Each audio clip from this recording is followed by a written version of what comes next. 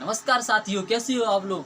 तो आप लोगों के बीच आज हम लेकर आए हैं मोटिवेशन स्पीच। मोटिवेशनल इसलिए ज़रूरी है दोस्तों आप लोगों के लिए, क्योंकि आप लोग निराश हो जाते हो तो ये बोलते हैं कि हम लोग कैसे पढ़ाई करें, कैसे पढ़ाई को स्टार्ट करें, अपनी शुरुआत कैसे करें। बहुत सारी चीज़ें रहती हैं दोस्तों, और पढ़ाई में बहुत सारे व्यवधान भी उत्पन्न होते हैं, तो उनसे कैसे लड़े हम। मतलब बहुत सारी चीज़ें हैं जो आपको मोटिवेट नहीं कर पाती।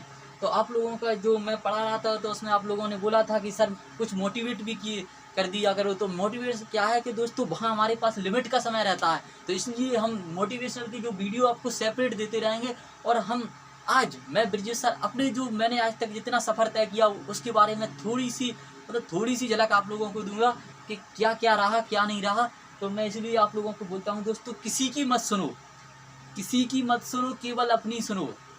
आप लोगों ने सुना होगा गांधी जी के 3 बंदर।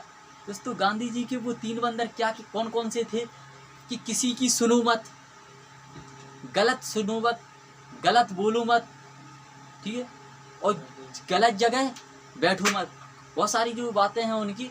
तो ये दोस्तों इसलिए ज़रूरी है आप लोगों के लिए कि आप लोग अभी संघर्ष कर रहे हैं। जैसे आप लोग संघर्ष कर रहे हैं तो बहुत सारी परेशानी आ रही होंगी आपकी ज़िंदगी में। इसलिए आना स्वाभाविक है, क्योंकि वो हमारी ज़िंदगी में भी और तुम्हारी, और जो अपनी कोई भी व्यक्ति हो, अगर वो कोई बड़ा काम करने जा रहा है तो उसके भी संघर्ष तो होना भी बहुत ज़रूरी है।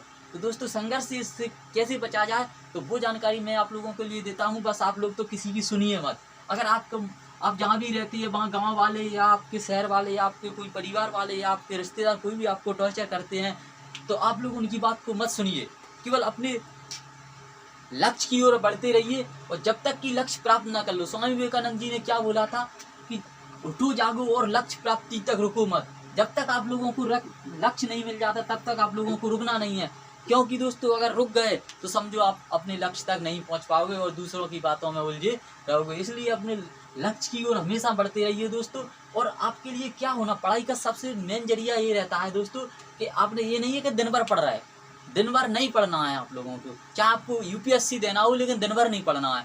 आप लोगों ने 5 घंटे पढ़ा, 5 घंटे के पढ़ने के बाद क्या किया आप लोगों ने कि 5 घंटे पढ़ने के बाद आपको करना क्या है। जैसे 5 घंटे आपने पढ़ा, 5 घंटे के बाद शाम को रिवीजन करना है। सुबह जैसी जगह अपन मॉर्निंग वॉक के बाद घर लौट कर आए, अपन ने पढ़ा, चलो 2 घंटे पढ़ा, 2 घंटे पढ़ लिया, जरूरी नहीं है 5 घंटे पढ़ना है।